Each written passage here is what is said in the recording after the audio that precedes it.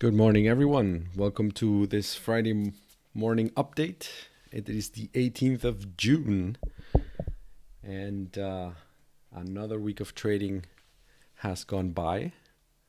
Hopefully, very successfully, or at least you learned something during the week.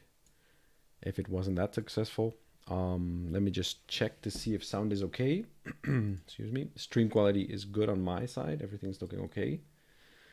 Good morning, good morning. Hey, first. Good morning from Kenya once again. Hello, hello. Morning from Spain and South Africa and Ireland and the UK and Slovakia, Denmark. Wow, very nice. So thank you everyone for tuning in. It's always nice to do these updates, and I'm happy that they're helpful. Hopefully, they will continue to be helpful for you guys. So far, people saying good morning. I haven't had a sound check confirmation yet, but I think it's okay. No, I think it's okay. From Malaysia, from Hungary, 4 a.m. here. Jeez. Okay, guys. I think it's okay. I'm just going to get started. All right. Well, here we are. As always, I like to start the Friday morning update, even though, of course, we have or I have TA prepared for you for the lower time frames. I like to start like this, just to remind ourselves once again where we are on the chart, on the big time frame. This is the monthly chart on Bybit. That's why we don't have the older price history.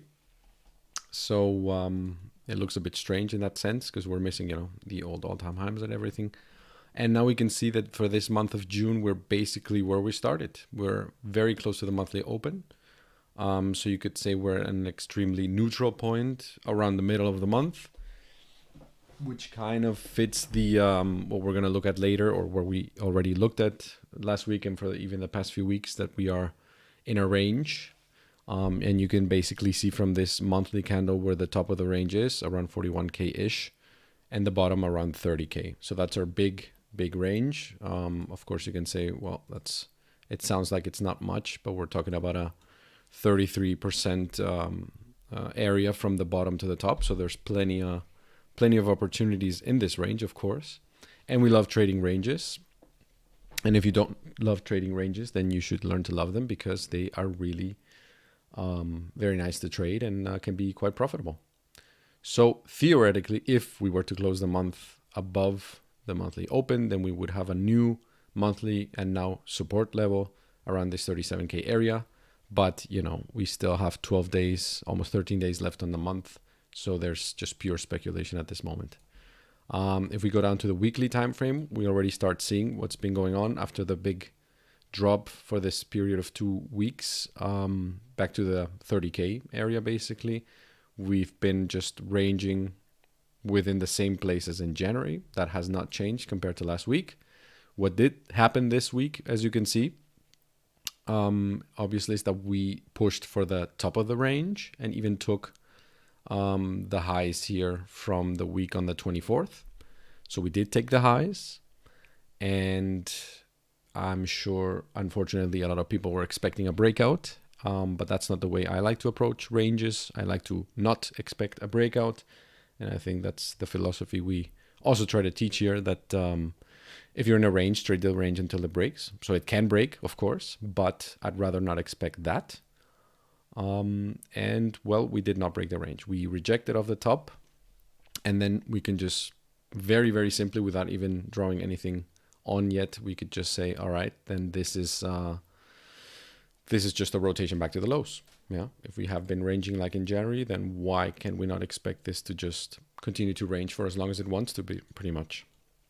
So that's the basic idea. Once again, if we go down to the daily time frame, and I'm keeping this zoomed out so that we can still compare it to January, pretty much, so that you keep that in mind. We do have this new last daily level here. Let me see where I have it there. So this is basically our last stand of resistance. This daily level just keeps getting repeated over and over. It was first created back here. I mean, they're not perfectly on top of each other. Like, this is the daily level that I'm pulling, the farthest one, but we just made one. So technically you would have to move it to the newest one here, 40,500. So that would be the fresh one, but you can see that this one here lines up even better with what we did in January. Yeah. So you view it as an area. View this as an area. It's basically the area that we view as the last resistance before we can access higher parts of the chart. And I'll show you that in a bit as well again. And of course, we have our old stuff like the January high that we did not manage to reach. Yeah, that was the highest price made there, in a bit of a volume void area as well. And so this is basically our top of the range area. And I wanted to show you, this is basically what I have now for the local part here. We can have a look at it. I mean, it's kind of exploding in your face now, so let's just break it down for a bit. But I think before we get into the local area and what we can expect in here, I wanted to show you one other thing that I found very interesting. If we take basically from the beginning of the year a fixed range pool, this is what we get. So this is from the 2nd of January, yeah, all the way until now. And we still have our massive POC up here at 58K. That hasn't changed, or 57.7-ish, 57.8. And the value area low has changed a little bit. So that I found very interesting this week, that we actually, that has been resistance, but now we were actually crawling into this value area low for the whole year, yeah, and even managed to close one daily candle and another daily candle inside of it. So this could have been possibly, yeah, you can see also locally it feels quite nicely. I'll show you later. But this could have actually been classified as beginning acceptance in here.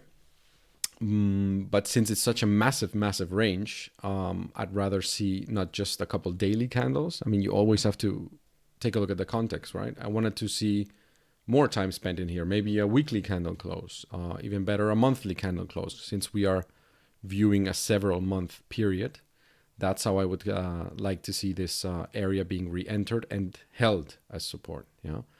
As you can see, we have kind of wandered back down to a higher volume node here around 36, 37K, which is becoming more and more a very important area for the entire year. As you can see, our biggest volume nodes are up here. Then this used to be a big one at 49.50K, but now this one has taken the lead for second place basically, and it's still a ways away from the upper POC. But if we keep ranging here long enough, this will become the new POC for the year. So we are accumulating a lot of volume here. That's one thing that I found interesting. So if we just draw a line here, that's the yearly value area low. So we can have kind of a line that's easier to see and view. And if we pull a fib from the all-time highs, oops, that's not exactly at the lows there. I mean, you kind of have to stick it in there with a magnet tool to get the perfect values, but just to get an overview anyway. The point of control is also lining up with a 786 of this fib pool. And we have this CC area above the 50K area. So, I mean, this is, there's no point in talking about what resistances we might have here, even though they are, once again, pretty massive, if we're not even re-entering this range. So that's, talking about this part of the area, oops, sorry about that, is, and talking about anything that comes below is nice to have an idea. I mean, what comes below hasn't changed in the past few weeks either. But in the end, you're still in this range, so focus on that. And I just wanted to show you the fact that we kind of tried to get back into the entire value area for the year, and we failed. So that is still holding as resistance. Let's just compare it for a second to the January value area high. So there you go. This is what the fixed range bull I showed you, I think, last week as well. This is what we had back then, and it has, especially the low part of it, has been respected very nicely, and even the point of control at 34K-ish. And this top area is a little bit different, but as you can see, we're kind of rotating back into it now. So let's look at, this was the TA from last week. I just left it in the folder. So basically just looking at the update, what was it on the 11th, right? And the 11th was here. So we did bounce back off and pushed for the high of the range, but did not manage to stay above the value area. And I've kind of updated a little bit for now, including the speed fan. Let's just zoom in a little bit. Let me just turn it off for a second and show you the speed fan first, because this is kind of macro. So this is the speed fan that has been posted in the group already, also by other members. And you can see that we hit on the 15th, we hit the 618 of the speed fan, pretty much the dollar. So that was a very, very nice rejection from that. And it was also, you know, that last daily area, top of the range. So it was on the one hand, we were kind of above that value area for the year.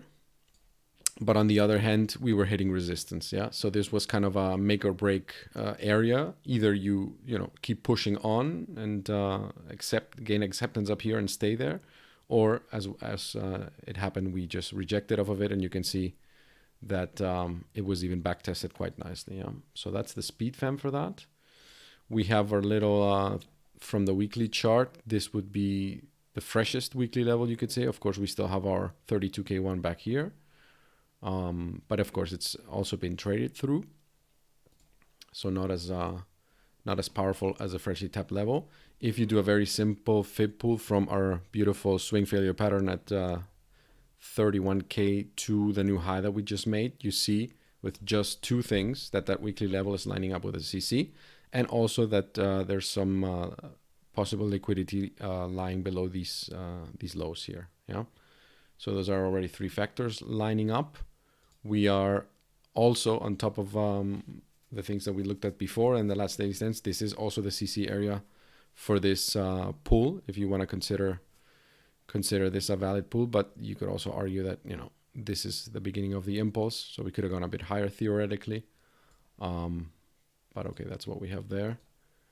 Since we are now looking more for a rotation, or at least I personally am looking more for just a simple rotation a bit further down, at least on the macro view, then I am interested in seeing this and doing the fixed range pull that we've been doing, for the past few weeks, basically. So if you refresh it to include all of the volume now, you see that the value area low is now close to the CC, close to an old weekly level. We might even have a fresh daily level around there. No, it's a bit higher or a bit lower. So there's a daily level here around the 786, and this one is a bit higher, the 35K area. So this is becoming tighter and tighter in here, huh? There's the point of control. That's the value area high. And if we just pop in the yearly value area high, look at that. So the yearly value area low, kind of lines up perfectly with the value area high of our current range. So once again, this is showing us that we are in a different range below everything that is after 40K, basically.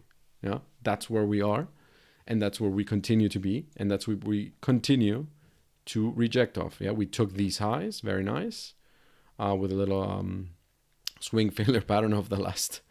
I mean, we took them here, and there was that's what Daniel explained in the other video, poor high, then made a nice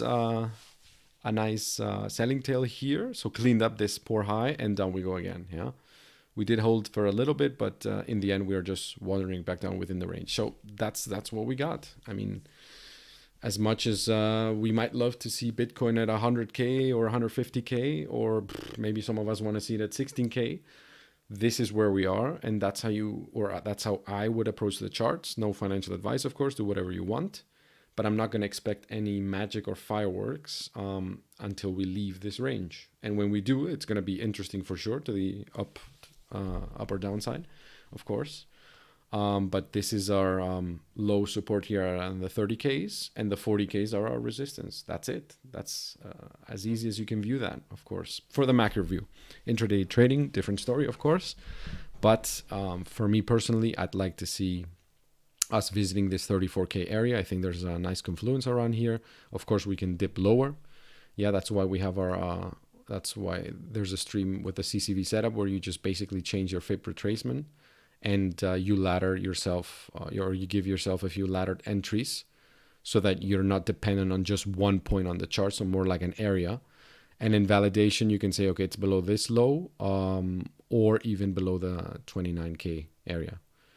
And then you could say, but Victor, what if we just swing failure pattern this and go back up? Well, that's a different trade. Yeah, this long for me personally has nothing to do with a swing failure pattern down here, because this long, if we go this low, is invalidated for me. I just don't want to be in the long anymore.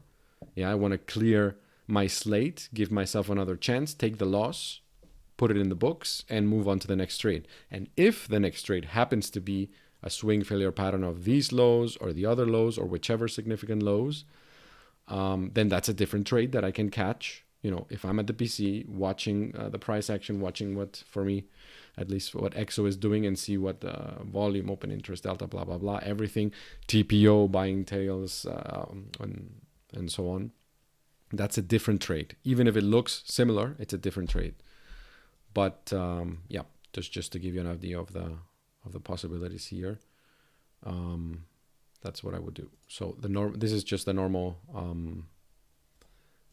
fib pool, and you can change it with there's a stream about this, the CCW or Chart Champions Wizardry tool, which basically just gives you laddered entries and forces you or gets you into the habit of taking profits regularly, not just expecting, you know, I'm going to long here and wait for 100K. You know, that's not how it works. But I think you've gotten that by now. So that's what we got on Bitcoin here, on a bit of a higher time frame view. And on for today, for intraday specifically, where I need to refresh this because the VWAP once again is not correct. There you go. So we are below the VWAP. The VWAP is, as of now, kind of holding us back from possible upside. And the reason why I'm saying that is because the daily open is outside of yesterday's value area. So theoretically, London already opened. So at least ding ding ding, London has opened now. If we manage to gather enough strength to push through the VWAP and the daily open and the previous day value area low, and you can see that's already a big, it's gonna need a little bit of firepower, but anything's possible, of course. On a very bullish day, why not? So if we manage to claim these areas and gain acceptance in here, once again, back to the gaining acceptance thing, I don't want to see a wick and just crash back down. I actually want to see, longs pushing us into here. And once we claim these areas, to continue. Yeah, I want to see follow through. And then we can expect a rotation to the highs at 39.5. Yeah, that would be the CCV setup that's possible for today. So when you look at this local view, you can be like, oh, that's great. I can look for a CCV setup. But on the other hand, you have to realize the fact that we are, let me just turn on the VWAP here as well, that on the more macro view, we have a point of control here, which, there was something I'll show you in a bit as well. This is an interesting area as well, but we have very nice confluence at 34K-ish too. So we might get that intraday setup going for, what was the maximum? 39.5. There you go. It lines up with that value. So it would basically, the CCV setup would take us once again to this top of the range, and we could reject off there and then go to 34K. That's also quite possible. Yeah. But that's how you combine, or hopefully that's what I'm trying to show, that you should combine. You should have the macro view in the back of your head at least, and keep that as a larger context for what's going on in here. Yeah. Open interest, if we just take also a bit of a macro view on it, we've got longs that have been increasing since the 13th. So for the past 5 days, more or less, longs have been steadily stacking up. Longs. Shorts decreasing, and open interest has increased a little bit since then, but it's kind of stable now. So nothing super crazy. A little bit of an increase on open interest, but yeah. Interesting to see that so many longs are stacking at an area where we could arguably say that is resistance. Yeah, maybe it's consolidation on the resistance for the breakout. Yeah, sure, perhaps so, but I'd rather see us being above this and actually spending time up here instead of down here, if that is to be the case. Yeah. So we'll just have to see. For a swing trade, I'd like to see lower parts of the area of the range. My invalidation is then very clear, and very simple. If I long up here, well, it's not so easy because where do I put my stop loss at the point of control? That's ridiculous. I mean, we could tap it easily. Or here. I don't want to put it in here because that's an entry place either. So at least for a swing perspective. Intraday is different, of course. So one more thing I wanted to show you on EXO, I think. Let's see. We have a weekly, previous week point of control and a weekly naked point of control at 37K-ish. So very, very near. So close and yet so far. And on the daily, I think there was something around. Let me just switch around. Here it's a bit lower. We got 35K. And we got our 38.7 in weekly area low. So that would be to the upside, another possible kind of. Our CCV setup would take us beyond this at least. And POC at the 40K area for the week. Wow. Okay. And I think Daniel already showed this, how we fill this single print row. And here's also a nice, well, not so spectacular. It's a bit small, only 26, but still an interesting single print area that might get filled if, you know, this would be support at first. But if we get acceptance, we could rotate to the lows. And then there's also this tasty point of control at 35K. Yes, so that's what we got. Let's see what Ethereum has been doing. I haven't touched the TA on purpose, but of course, let's do the same process just for the sake of getting used to it. On a macro time frame, we rejected off this monthly level from 2018. So old level, but hadn't been tapped since then. We tapped it once here in May already and have rejected off of it this month again. And we're heading for lower, obviously. On a weekly time frame, we have found support around here. And let's just throw our TA on again because here doesn't really help. And let me just turn off that speed fan for a second. Yeah, there we go. So this is what we got on the... we've got these two monthly levels on here, this weekly level as possible support. If we take all the volume after this monthly level, we have our nice POC that we rejected off. And our value area low has shifted a bit lower. It was lining up better last week with a 76 in this weekly. So we see we're slowly grinding down to support for the Ethereum BTC pair. Yeah, this is against BTC. If that area does not hold, then obviously, well, you know what other things we can start looking at, man. And then you have to take just bigger fib pools and see if anything else lines up. Yeah, that would be your next area of support, and you would be flipping this resistance area into support. So that's kind of how you can break that down, at least against Bitcoin. And I think I had something on the USD chart as well. Yeah, just to compare it, basically, this has not done much. We're just hanging around the point of control and big CC area. Once again, support is at the weekly level with a value area low. So Ethereum not really doing much as of late, kind of consolidating like Bitcoin. What a surprise. And that's what we got on, and the alts, I think, yeah, Daniel covered a couple of alts yesterday on the update as well. I'm not in any alts at the moment. But, you know, if Ethereum is strong against Bitcoin, then the alts should have a chance to shine. If that's not the case, then it's going to be a bit more difficult for them. At least historically, that's how it's been. So let's look at SPX. What is going on here? Yeah. We did have a bit of a pullback, huh? From made all-time highs on the 15th, then pulled back the next couple of days, but bounced back yesterday quite nicely. We do see that we have, if you pull the volume from this weekly level all the way to now, so it's a pretty, what date is this? So end of March until now, we do have our point of control lining up with that local CC, very nice. And now we're kind of below this weekly level again. So on the monthly chart, it looks like this, just pure green, crazy. The weekly level, we could make a higher one, but as of now, I still have the old one on here. And of course, we have a fresh daily level up here, which could now be classed as the last resistance now on the chart. So that's something to keep in mind. But for now, we're kind of, after this very nice bounce, we haven't been able to get past this weekly level and value area high of the whole thing. Let's just look at some individual stocks as well. Apple is now, after bouncing off the 7.5 of the FIB speed fan and POC, now heading to the top of the... I need to update this maybe. Let's see what we got. Okay, so we're kind of... Or this is, this is yesterday's data. Let's see what happens today. New York is closed. But pushing for to try to break out of the value area, of this humongous value area. So we're heading into resistance. Amazon had a very nice push, and look at that. Right smack on that monthly level after bouncing off the CC and POC area.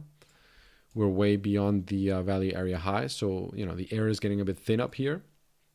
Doesn't necessarily have to mean that we can't go higher. It just means that for now we are at a basically resistance, or even possible take profit area. That's how you can view it.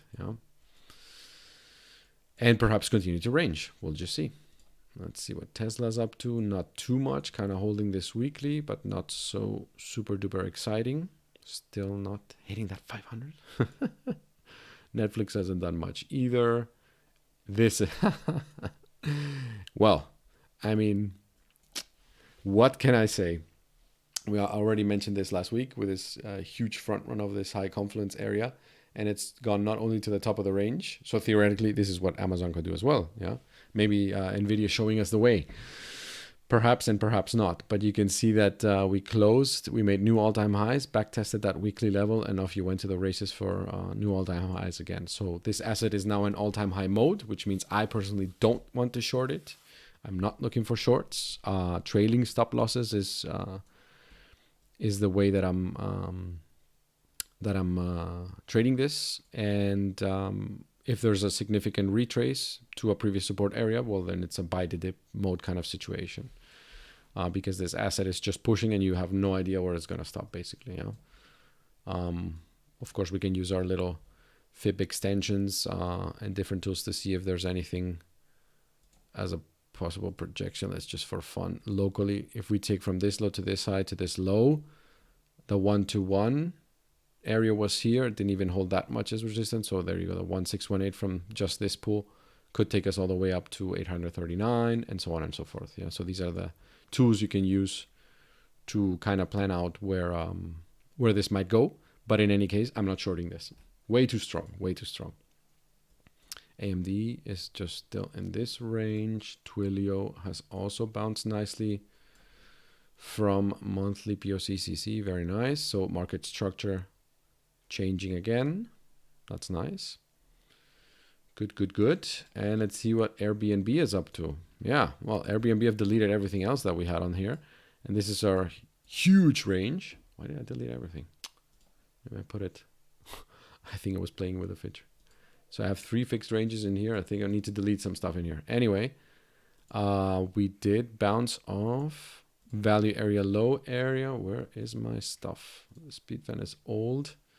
Sorry that I didn't have this a bit better cleaned up, but there you go. Yeah, that's what we had. The 886 area, weekly level, value area low. Kind of spent a few days in here, down here, just consolidating, holding, and up you go now. So we're already from that nice 130 entry area, which I know some people have. 14% up, so not bad, not bad. First rejected of the point of control. Now we are above it. That's very nice. So yeah, possibilities for upside. Let's just see what we got. So we have value area high would be here, CC 786, and of course this monthly. Value wise already earlier, and otherwise from the fibs you have the top of the range as a very strong resistance as it stands. So could be interesting for Airbnb. Once Coinbase been doing not that much, but at least staying above the weekly and the point of control for now. This is an area, a chart with very little information, so handle with care. We don't have much data to work with in here, so not that relevant. But yeah, just keeping an eye on it. For now. All right. Oh yeah, gold. Gold was a good one this week. Look at this. I think somebody even asked after the last week's update what I think they had a local channel here, and I said I wouldn't mind a bit more downside to this monthly and CC area. And look at that. It's smashed back down exactly to the monthly and 618 area. And keep in mind, we could still go lower to POC and 786, right? And it would still then be a higher low. But as it stands on the big macro view, this is a lower high. So now it's a very interesting turning point. Do we make a higher low and push for higher, or are we gonna look for more downside? We'll see. So on a daily chart, to see it a bit more zoomed in, this has been 1, 2, 3, 4, 5 days just dropping perfectly to the monthly level and 618. I mean, wow.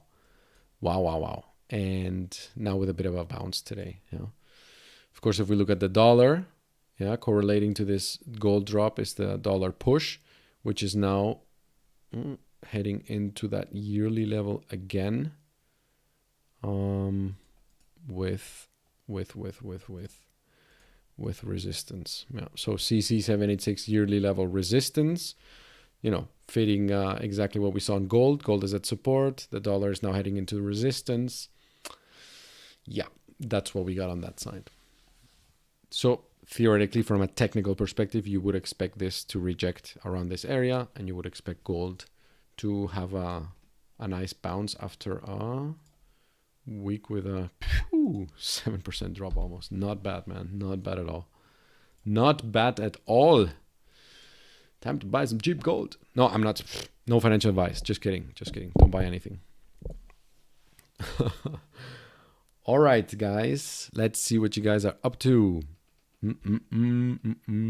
Hello. I think I already said good morning to everyone here. Thank you for tuning in.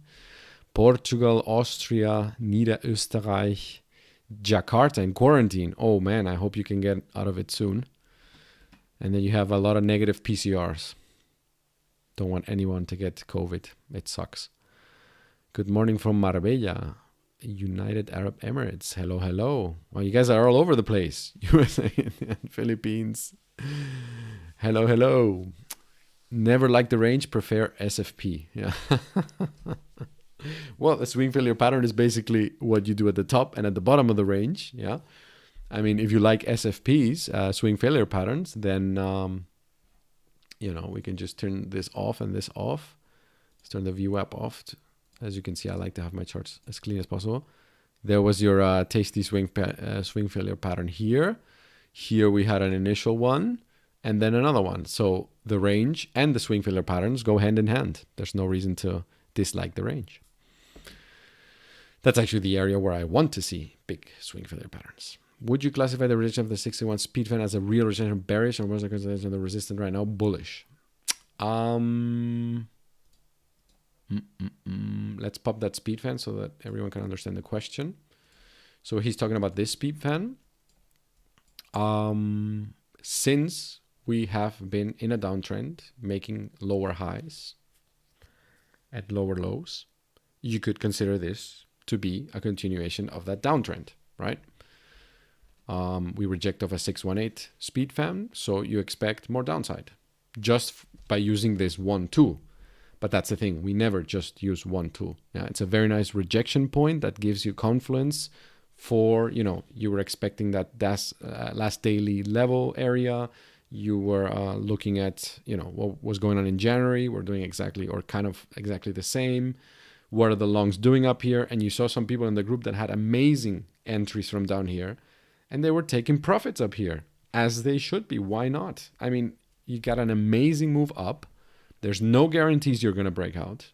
Maybe you do, maybe you don't, but you pay yourself. Yeah, that's a fantastic, awesome swing trade. I think Eunice had a super duper trade, and Daltex as well. I mean, you see people like this that have been nailing the trades over and over such a long period of time, and they're taking profits at this level. And then you just have to ask yourself, if people are taking profits up here, if the longs are retreating and paying themselves, do you really expect a breakout then? Or are you going to long there? That's the question, yeah? And then on top of that, you got, technical stuff lining up like the speed fan. Then for me, it's a definite no. I don't want to long here. I would rather long the lows. I would rather long, when all the, oh my God, triangle is breaking down. I'm shorting here because the triangle broke down. okay, that's exactly the signal for me to start looking for a long, because he got no idea what he's talking about. Just like anyone who's promoting longing the resistance at the top of the range. I mean, that's the kind of a signal that gets me to think exactly the other way around. So to go back to your question, yes, it is a technical rejection, but it does fit the downtrend, but we are stuck in a range. So there's only so much you can use the speed fan for, because this range has been holding so well. At least you could say, hey, maybe this is a sign that we're rotating to the lows. That's all I would use it for. I don't really want to speculate about we're going to go lower just because we hit the speed fan. That's not enough. There's other factors that we covered before. There's a big range in here that we covered before, and that's what matters right now. So I wouldn't assume just because we rejected off the speed fan that we're going to go down to the 20s, to the 20 key or anything. Are you spending? Yeah, exactly. Why not? Why not? I have, look at what we got down here, right? Look at what we got down here. Wait, one of the fibs I don't want to see. I don't want to see this one. Why not? I've got confluence down here. Why not? Give it to me. Give it to me. Why not? I like it.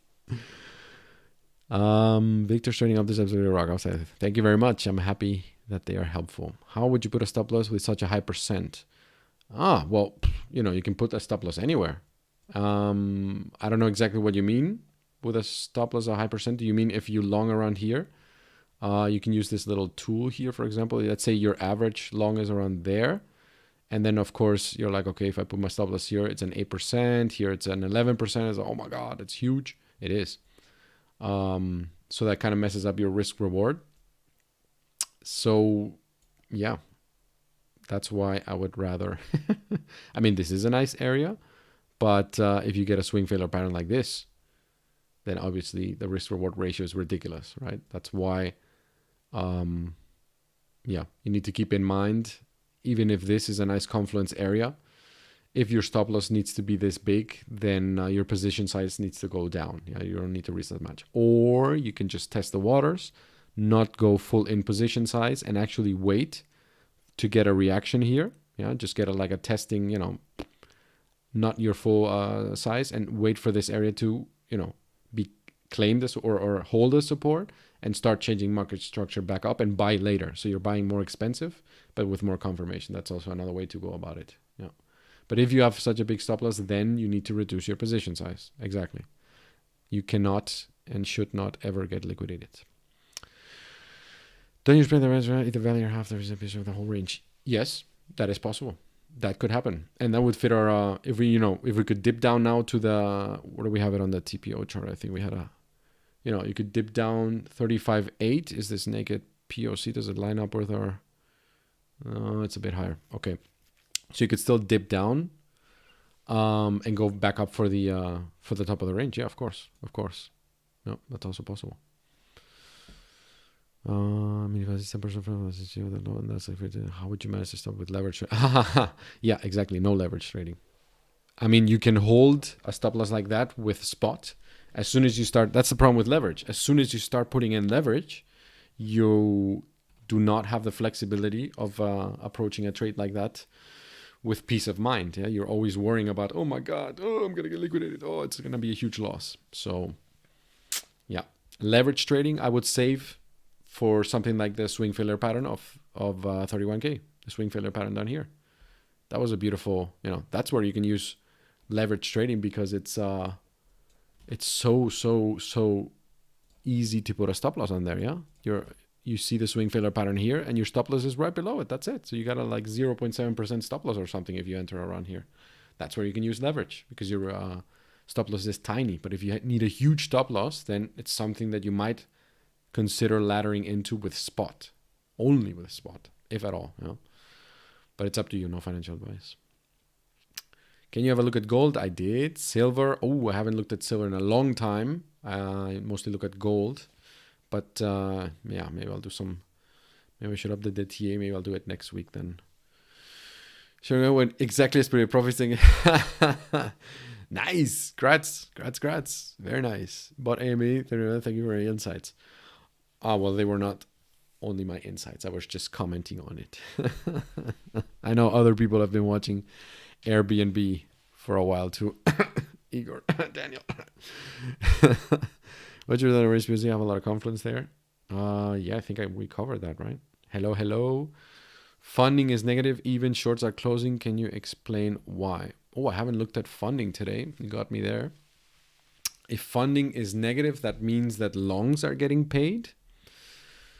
So that would show an imbalance on the short or heavy to the short side. But still, yeah. View it as you will. I think the things I presented for me personally have more strength. Doesn't mean I'm still not going to expect a breakout. Sorry. I actually want to see proper strength and, staying above this region. Yeah. Not reject of it like this. I actually want to go a little bit higher. Ooh. Well, hello. You don't say, huh? Mm-hmm. So what else? Do you typically treat the SP range because once it's back from? Yeah, I mean, if you've gone through it, that's it. And keep in mind, it's nice for more intraday kind of trading. What type of trading accounts are generating intuitive referring to Mark Douglas? Wow, that's a good question. Oh, geez, I don't know. All of them. I mean, mechanical, I guess you could say, in the sense that if my fibs and my horizontals and all that stuff is not lining up, I'm not interested. Yeah. I think you just developed over time. And sometimes I just have a feeling that I can't really explain. That's true. That was not the case at the beginning. So I guess that's more like the intuitive part. So, but you see from the updates how I approach things. Yeah, that's how I build my case. And then I start looking for more and more reasons, more confluence. You can use all the tools that are available. Use as many as you can without confusing yourself, of course. Pick your favorites. Yeah. But sometimes you just have a feeling that... Oh my God, he's talking about feelings. Yeah, sometimes you just... something smells a bit funny.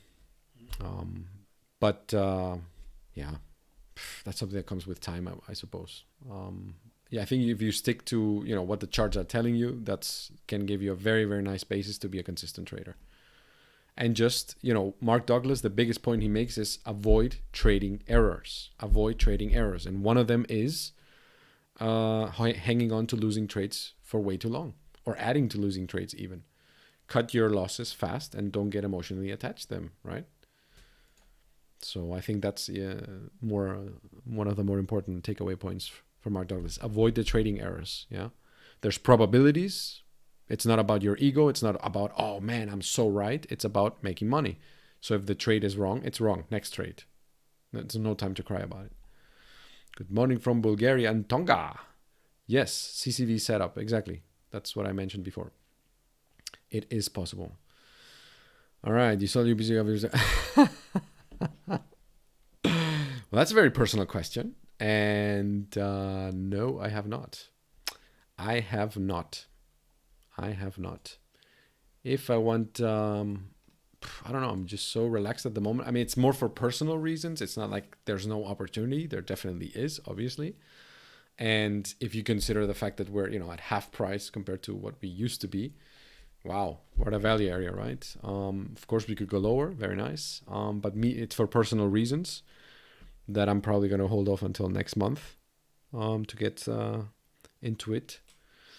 But yeah, if I want to buy back in, then I'd rather buy in at the lows, not at the highs, not in the middle. That's just my personal reason. But that doesn't mean you should not. I mean, everybody trades differently. And my personal reasons have not just to do with crypto, but with my entire portfolio. So if I'm exposing myself on something, on one area that might have nothing to do with crypto, then maybe I just pull back my overall risk by reducing my crypto exposure. So let's say I'm in a risky stock, for example. That's my high exposure. So I lower it somewhere else. If I'm in very super slow stocks or nothing's going on there, everything's kind of, chilled, and I have more risk appetite, then, you know, I can open up the crypto thing again. It's just my personal way of how my trading has evolved, but it doesn't mean that you should pull away from crypto completely or wait until I enter or not enter. You know, other people will do it differently. Mike's going to do it differently. Daniel's going to do it differently. Igor's going to do it differently. The All-Stars are going to do it differently. Everyone's a different person. That's why you have to really make a plan for yourself. How do you want to distribute your holdings? And basically, the way I try to juggle it is to have some cash on hand, ready for whatever is at a discount. And yeah, if I'm more risky on one area, then I'll reduce risk on the other area without any specific negative feeling about that area. So if, let's say, if I have no Bitcoin right now, it doesn't mean that I don't like Bitcoin or don't see potential there. Of course there is. And I'll jump back in just like that. Yeah. I mean, I have no problem with jumping in and out of it in the blink of an eye. So, you know, even after, let's say you're watching this live and you hear this now, but let's say you're not watching it live, you're watching a few hours later, maybe then I have bought back in. So it's not really helpful, I suppose. Anyway, so 50 minutes, that's way too long. I don't want to keep you guys here any longer. Have a very nice trading day. Take it easy as usual. Make sure you take your breaks from the charts, refresh yourself, read some Mark Douglas, for example, or reread it. And yeah, just keep on trucking, keep on learning, journal your trades, and progress will come to you if you put the work into it. Absolutely. So have a very nice Friday, a very nice weekend, and I'll catch you guys on Discord. All right. So take it easy. Bye bye. Tschüss.